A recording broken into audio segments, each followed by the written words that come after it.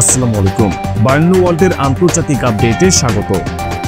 Israeli হামলায় বৈরুতের কেন্দ্রস্থলে একটি ৮তলা আবাসিক ভবন পুরোপুরি ধ্বংস হয়ে গেছে। এতে ১১ জন নিহত ও ২০ জনেরও বেশি আহত হয়েছেন। শনিবার সকালে ঘনবসতিপূর্ণ বাস্তা এলাকায় ৫টি ক্ষেপণাস্ত্র দিয়ে ভবনটি পুরোপুরি ধ্বংস করা হয়। এছাড়া বৈরুতের দক্ষিণবর্তী হাদাত এবং চৈফাত এলাকাতেও বিমান হামলা চালিয়েছে ইসরায়েল। লেবাননের টাইর শহরের সৈকতে ইসরায়েলি ড্রোন হামলা চালিয়ে ২ জেলেকে হত্যা করা হয়েছে। এদিকে লড়াই অব্যাহত রেখেছে হিজবুল্লাহ। স্থলপথে ইহুদি বাহিনী হিজবুল্লাহর হামলায় কোনোভাবেই সুবিধা করতে পারছে না। প্রতিদিনই ইসরায়েলি সেনাদের হতাহত করছে প্রতিরোধ যোদ্ধারা। সবশেষ গতকাল ইহুদিবাদী সেনাবাহিনীর বেশ কয়েকজন মৃত ও আহত সৈন্যকে পরিবহন করার সময় একটি ইসরায়েলি হেলিকপ্টার গুলি করে ভূপাতিত করা হয়েছে। দক্ষিণ লেবাননের আল-খিয়ম এলাকায় এই ঘটনা ঘটে বলে একটি অসমর্থিত সূত্র জানিয়েছে। এদিকে ইরানের সর্বোচ্চ নেতা আলী খামেনির উপদেষ্টা আলী লারিজানি দাবি করেছেন, হিজবুল্লাহ এখনও তার মূল অস্ত্র ব্যবহার করেনি এবং যদি তারা করে, আমি বিশ্বাস করি পরিস্থিতি উল্লেখযোগ্যভাবে পরিবর্তিত হবে। এদিকে ইসরায়েলি সেনাবাহিনী দাবি করেছে যে হিজবুল্লাহ রাশিয়ান অস্ত্র ব্যবহার করছে। রাশিয়া অস্ত্র সরবরাহ করে হিজবুল্লাহকে সহায়তা করছে। ইতিমধ্যে ইহুদি সেনারা দক্ষিণ লেবাননে হিজবুল্লাহর অ্যান্টি ট্যাঙ্ক মিসাইল সহ কয়েকটি অস্ত্র উদ্ধার করেছে। সেখানে ইসরায়েলি বাহিনী রাশিয়ার তৈরি কর্নেট অ্যান্টি ট্যাঙ্ক মিসাইল এবং অন্যান্য উচ্চ প্রযুক্তির অস্ত্র উদ্ধার করেছে বলে জানা গেছে। এছাড়া ইসরায়েলে উৎক্ষেপণের জন্য একটি ড্রোনও পাওয়া গেছে বলে দাবি করা হয়েছে। অন্যদিকে ফিলিস্তিনের গাজা উপত্যকায় যুদ্ধাপরাধের দায়ে ইসরায়েলের প্রধানমন্ত্রী বেনিয়ামিন নেতানিয়াহুর বিরুদ্ধে গ্রেপ্তারি পরোয়ানা জারি করেছে আন্তর্জাতিক অপরাধ আদালত আইসিসি। আইসিসির এই আদেশ আমলে নিয়ে নেতানিয়াহুকে গ্রেফতারের প্রতিশ্রুতি দিয়েছে ইউরোপীয় দেশগুলোর জোট ইউরোপীয় ইউনিয়ন ইইউ এর বেশ কয়েকটি সদস্য রাষ্ট্র। Netherlands, Switzerland, Ireland, Finland, Portugal, Slovenia, Austria, Spain, Italy, Sweden, Belgium ও নরওয়ে। এছাড়া যুক্তরাজ্য ও উত্তর আমেরিকার দেশ কানাডাও নেতানিয়াহুকে গ্রেফতারের প্রতিশ্রুতি ব্যক্ত করেছে। গত মে মাসে নেতানিয়াহু তৎকালীন প্রতিরক্ষা মন্ত্রী ইয়ফ গ্যালান্ট এবং গাজা উপত্যকা নিয়ন্ত্রণকারী গোষ্ঠী হামাসের সামরিক শাখার প্রধান মোহাম্মদ দেইফ, হামাসের তৎকালীন প্রধান ইসমাইল হানিয়া ও গাজার হামাস প্রধান ইয়াহিয়া সিনওয়ারের বিরুদ্ধে গ্রেফতারি পরোয়ানা জারির আবেদন করেন আইসিসির কৌঁসুলি করিম খান। তার সেই আবেদনে সাড়া দিয়ে বৃহস্পতিবার নেতানিয়াহু, গ্যালান্ট এবং মোহাম্মদ দেইফের বিরুদ্ধে গ্রেফতারি পরোয়ানা জারি করেন নেদারল্যান্ডসের হেগ শহরে অবস্থিত আন্তর্জাতিক আদালত। হানিয়া এবং সিনওয়ার ইতোমধ্যে নিহত হওয়ায় তাদেরকে এই তালিকা থেকে বাদ দেওয়া হয়েছে। এদিকে আইসিসির এই পরোয়ানা জারি পশ্চিমা বিশ্বে মিশ্র প্রতিক্রিয়া সৃষ্টি করেছে। কয়েকটি রাষ্ট্র জানিয়েছে তারা আদালতের পরোয়ানা মেনে নিয়ে নেতানিয়াহুকে গ্রেফতারের জন্য প্রস্তুত। অনেকে আবার নেতানিয়াহুর প্রতি সমর্থনও জানিয়েছেন।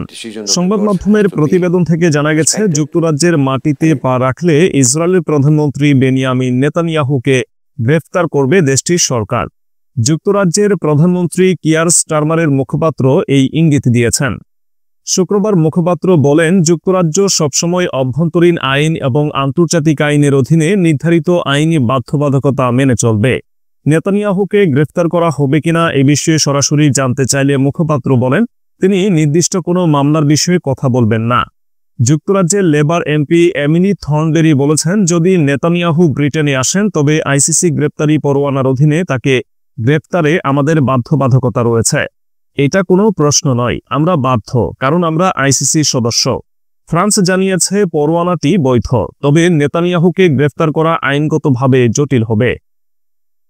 এদিকে গাজা ও লেবানন যুদ্ধের জেরে সম্প্রতি ইসরায়েলের কমপক্ষে ৬ সেনা আত্মহত্যা করেছেন। ইসরায়েলি দৈনিক ইয়ডিওথ আহরোনথ গতকাল এক প্রতিবেদনে গাজা উপত্যকা এবং দক্ষিণ লেবাননে দীর্ঘস্থায়ী যুদ্ধ থেকে সৃষ্ট গুরুতর মানসিক যন্ত্রণাকে সেনাদের আত্মহত্যার প্রাথমিক কারণ হিসেবে উল্লেখ করা হয়েছে।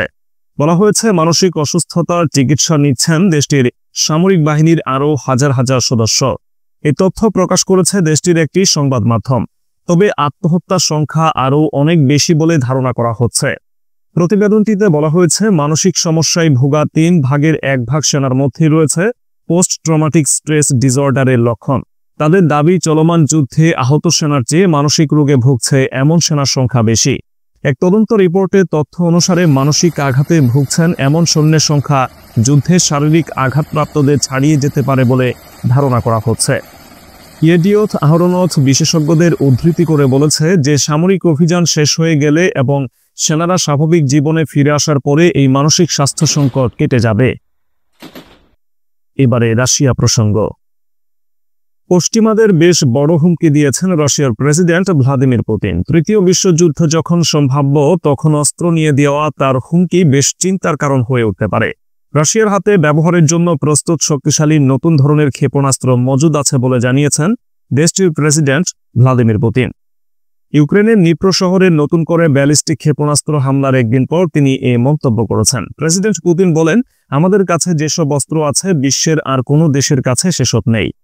তিনি ইউক্রেনে হামলা চালানোর মাধ্যমে ওরেশনিক নামে মধ্যপাল্লার হাইপারসনিক ব্যালিস্টিক ক্ষেপণাস্ত্র পরীক্ষা চালিয়ে যাবেন বলেও জানান। রুশ প্রেসিডেন্ট বলেন, ওরেশনিক ক্ষেপণাস্ত্রকে বাধা দেওয়া যায় না, এটি শব্দের চেয়ে 10 গুণ বেশি গতিতে উড়ে যেতে পারে। ক্ষেপণাস্ত্রগুলো প্রস্তুত আছে, যে কোনো সময় এসব কাজে লাগানো হবে। আমাদের এই অস্ত্রকে আটকে দেওয়া যাবে না, আমাদের কাছে এর মজুত রয়েছে, যা ব্যবহারের জন্য প্রস্তুত। একই সঙ্গে ওরেশনিক হাইপারসনিক ব্যালিস্টিক ক্ষেপণাস্ত্র উৎপাদন বাড়ানোর নির্দেশ দেন পুতিন। এর আগে রুশ প্রেসিডেন্ট বলেছিলেন, এই ধরনের ক্ষেপণাস্ত্র ব্যবহার করা হবে ইউক্রেনের ক্ষেপণাস্ত্র হামলার জবাবে। এর আগে বৃহস্পতিবার এই ক্ষেপণাস্ত্রের সফল পরীক্ষা করা হয়। এরপর রুশ প্রতিরক্ষা বিভাগের শীর্ষ প্রতিনিধি ও নিজের নিরাপত্তা পরিষদের সদস্যদের বৈঠকে বসেন তিনি। সেখানে তিনি ওরেশনিক ক্ষেপণাস্ত্র পরীক্ষার সফল হওয়ায় সবাইকে ধন্যবাদ জানান। যেহেতু রাশিয়ার নতুন হুমকির সম্মুখীন, এই ক্ষেপণাস্ত্রের উন্নয়ন অত্যাবশ্যক বলে মন্তব্য করেন পুতিন। ক্ষেপণাস্ত্রগুলো প্রস্তুত আছে, যে কোনো সময় এসব কাজে লাগানো হবে বলেও ওই বৈঠকে উল্লেখ করেন রুশ প্রেসিডেন্ট। তিনি বলেন, আমাদের এই অস্ত্রকে আটকে দেওয়া যাবে না, আমাদের কাছে এর মজুত রয়েছে, যা ব্যবহারের জন্য প্রস্তুত। এর পরপরই ওরেশনিক হাইপারসনিক ব্যালিস্টিক ক্ষেপণাস্ত্র উৎপাদন বাড়ানোর নির্দেশ দেন পুতিন। ইউক্রেন সম্প্রতি মার্কিন সরবরাহ করা ক্ষেপণাস্ত্র ব্যবহার করে রাশিয়ায় হামলা করেছে। এই পদক্ষেপে যুদ্ধের পরিস্থিতির বড় অবনতি হয়েছে। এরপরই পাল্টা বৃহস্পতিবার ইউক্রেনের নিপ্রো এলাকায় নতুন ধরনের ক্ষেপণাস্ত্র দিয়ে হামলা চালায় রাশিয়া। নিপ্রোতে যে হামলা হয়েছে তাকে প্রত্যক্ষদর্শীরা অস্বাভাবিক বলে আখ্যায়িত করেছে এবং এর ফলে যে বিস্ফোরণ হয়েছে তা 3 ঘন্টা পর্যন্ত চলছিল। ক্ষেপণাস্ত্র সহ ওই হামলা ছিল খুবই শক্তিশালী এবং হামলার পর ইউক্রেনের কর্মকর্তারা বলছেন যে এটা ছিল আন্তঃমহাদেশীয় ব্যালিস্টিক ক্ষেপণাস্ত্রের মতো। এদিকে বিশ্বের তৃতীয় বিশ্বযুদ্ধের সূচনা হয়ে গেছে বলে দাবি করেছেন ইউক্রেনের সাবেক সেনাপ্রধান ভ্যালেরি ঝালুঝনি। তিনি বলেন, রাশিয়ার সঙ্গে সরাসরি উত্তর কোরিয়া ও ইরানের যোগদান এবং তাদের সামরিক সহায়তা এর প্রমাণ।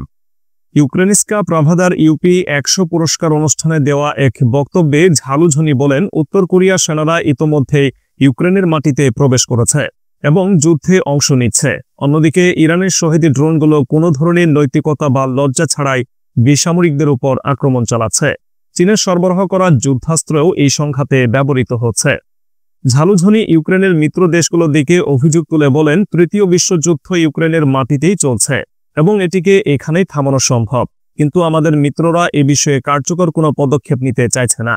তাদের এই দ্বিধাদ্বন্দ্ব ভবিষ্যতে আরও ভয়াবহ পরিণতি ডেকে আনতে পারে। ইউক্রেনের এই সাবেক সেনাপ্রধান আরও দাবি করেন, রাশিয়া এখন উত্তর কোরিয়া সেনাদের সরাসরি কুর্স্ক অঞ্চলে মোতায়েন করেছে। তিনি জানান, 3 মাস আগে ইউক্রেনীয় সেনারা আকস্মিক অভিযান চালিয়ে কুর্স্কের বড় একটি এলাকা দখল করেছিল। বর্তমানে সেখানে প্রায় 10,000 উত্তর কোরীয় সেনা অবস্থান করছে। ঝালুঝনি বলেন, প্রযুক্তি কিছুটা রক্ষা দিতে পারে, কিন্তু যুদ্ধ কেবল প্রযুক্তি দিয়ে জয় করা সম্ভব নয়। ইউক্রেন একা এই যুদ্ধে জয়ী হতে পারবে কিনা তা নিশ্চিত নয়। এখনই সময় মিত্রদের কার্যকর পদক্ষেপ নেওয়ার। ঝালুঝনির বক্তব্যে ইঙ্গিত মিলছে, এই যুদ্ধ শুধুমাত্র ইউক্রেন রাশিয়ার মধ্যে সীমাবদ্ধ নেই। উত্তর কোরিয়া, ইরান এবং চীনের সম্পৃক্ততা পরিস্থিতিকে আরও জটিল করে তুলেছে। বিশেষজ্ঞরা বলছেন, পশ্চিমা মিত্রদের এই অচল অবস্থা দীর্ঘমেয়াদে পৃথিবীর জন্য ভয়াবহ প্রভাব ফেলতে পারে। এবারে ইরান প্রসঙ্গ। ইরানের বিরুদ্ধে আন্তর্জাতিক আণবিক শক্তি সংস্থা বা IAEA-তে যে প্রস্তাব পাশ করা হয়েছে তার বিরুদ্ধে শক্ত জবাব দেওয়ার পদক্ষেপ নিয়েছে তেহরান। পাশ হওয়া প্রস্তাবের জবাবে ইরানের আণবিক শক্তি সংস্থা বা AEOI নতুন উন্নত মানের সেন্ট্রিফিউজ সক্রিয় করেছে বলে জানিয়েছেন ইরানের আন্তর্জাতিক বিচার ও রাজনৈতিক বিষয়ক উপপ্রধান বেহরুজ কামাল ভান্ডি। তিনি বলেন, IAEA-তে প্রস্তাবটি পাশ হওয়ার পরপরই পাল্টা ব্যবস্থা নেওয়া হয়েছে। AEOI নতুন উন্নত মানের সেন্ট্রিফিউজ সক্রিয় করেছে এবং আমরা উল্লেখযোগ্যভাবে ইউরেনিয়াম সমৃদ্ধকরণে তৎপরতা বাড়াবো। গত 21 নভেম্বর IAEA এর বোর্ড অব গভর্নর্স পশ্চিমা দেশগুলোর একটি প্রস্তাব গ্রহণ করে। প্রস্তাবে ইরানের পারমাণবিক কার্যকলাপে সমালোচনা করা হয়। প্রস্তাব অনুযায়ী IAEA কে 2025 সালের বসন্তের মধ্যে ইরানের পরমাণু কর্মসূচি নিয়ে বিস্তারিত প্রতিবেদন তৈরি করতে হবে। পশ্চিমা দেশগুলোর অভিযোগ, ইরান পরমাণু অস্ত্র তৈরির পথে রয়েছে। আন্তর্জাতিক আণবিক শক্তি সংস্থার এই প্রস্তাবকে রাজনৈতিক উদ্দেশ্য প্রণোদিত, অবাস্তব ও হিতে বিপরীত পদক্ষেপ বলে অভিহিত করেছে ইরান। ইরান হুমকি দিয়েছে, তার শান্তিপূর্ণ পরমাণু কর্মসূচির বিরুদ্ধে কোনো ধরনের ব্যবস্থা নেওয়া হলে তেহরানের প্রতিশোধের মুখোমুখি হতে হবে। বেহরুজ কামালভান্দি বলেছেন, গত সপ্তাহে যখন IAEA এর প্রধান রাফায়েল গ্রোসি ইরান সফর করেন, তখন তাকে ইরানের পরমাণু স্থাপনা পরিদর্শন করতে দেওয়া হয়েছে এবং দেখানো হয়েছে যে ইরান বিরোধী প্রস্তাব পাশ করলে প্রস্তুত করা সেন্ট্রিফিউজগুলো চালু করা হবে। তিনি পরিষ্কার করে আরও বলেন, IAEA তে পাশ হওয়া এই প্রস্তাব পরমাণু শিল্প খাতে ইরানের সক্ষমতাকে আরও বাড়াবে।